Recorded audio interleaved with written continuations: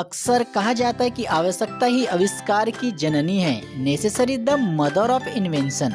हमारे मन में अक्सर कुछ सवाल आते हैं कि पृथ्वी गोल क्यों है, बादल कैसे बने, किसी चीज को ऊपर फेंकने पर वो नीचे ही क्यों आ जाती है, बारिश क्यों होती है, पहले मुर्गी आई या उसका अंडा, और ऐसे तमाम सवाल जो आपके दिमाग को घुमा देते हैं। और इन सब के बीच सबसे बड़ा सवाल कि आप अपने करियर को कैसे निर्धारित करें, अपने लक्ष्य को कैसे अचीव करें।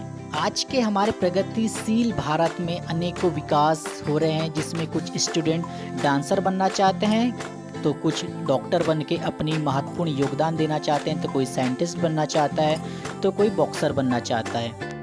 इसी बीच अगर जानकारी सही मिले तो कोई भी लक्ष्य को पाना आसान हो जाता है। तो स्वागत है आपका एक बार फिर मेडिकल अड्डा के इस यूट्यूब चैनल पे। मेडिकल अड्डा आपके लिए लाता है सटीक जानकारी और सही मार्गदर्शन।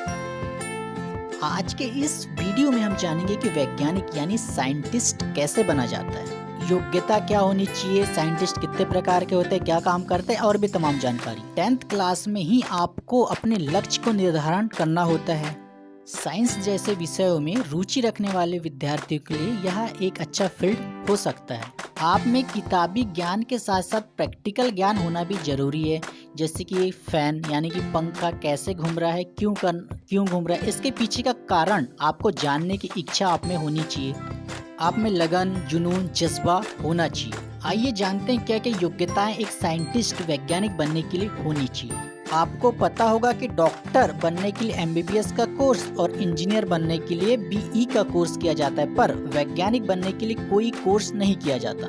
साइंटिस्ट बनने के लिए 10th 12th में साइंस के सब subject physics, chemistry, maths, bio, आगे ग्रेजुएशन, फिर पोस्ट ग्रेजुएशन, MSc, MPhil, आगे PhD। उसके बाद समय समय पर निकलने वाले वैज्ञानिक के पदों के लिए आप आवेदन कर सकते हैं। अलग अलग विषयों के अलग अलग वैज्ञानिक होते, कोई यूनिवर्स के बारे में जानकारी देते हैं, तो कोई रॉकेट साइंस के बारे में, कुछ इसरो के लिए काम करते हैं, तो कुछ नासा के लिए काम करते हैं, कुछ मेडिकल के क्षेत्र में, तो कुछ एनवायरनमेंट के क्षेत्र में, कुछ जीव के बारे में रिसर्च करते हैं, तो कुछ वनस्पतियों के बारे में, कुछ मेडिसिन के बारे में, तो कुछ वायरस, बैक्टीरिया से तमाम वैज्ञानिक अपने फील्ड के मास्टर फिश होते हैं, जो सही समय पर सही जानकारियाँ देकर अपनी महत्वपूर्ण भूमिकाएं निभाते हैं। भाषा की बात की जाए तो एक साइंटिस्ट बनने के लिए मातृभाषा के साथ साथ और भी भाषाओं का ज्ञान होना चाहिए, ताकि दूसरे देशों के साइंटिस्ट के बारे में आप जानकारी प्राप्त कर सके, दूसरे देशों की तकनीक को समझने में आपको आसानी हो, ताकि आप महान वैज्ञानिकों की जीवनी को पढ़ सके, समझ सके, दूसरे देशों की टेक्निक को आप यूज कर सके। एज लिमिट देखा जाए कि एक साइंटिस्ट बनने के लिए कितनी उम्र होना आवश्यक है, तो सीखने के लिए कोई उम्र निर्धारित नहीं है, फिर भी 18 से 40 वर्ष की आयु यानी उम्र अपने गोल को अचीव करने के लिए काफ़ी होती है। साइंटिस्ट यानी वैज्ञानिक की सैलरी की यानी वेतन की बात की जाए तो उनका वेतन अच्छा खासा होता है, साथ साथ उनको मान सम्मान, समाज में इनकी अलग ही एक छवि होती है। आशा है कि वीडियो से आपने कुछ सीखा और समझा होगा। Thank you for watching this video.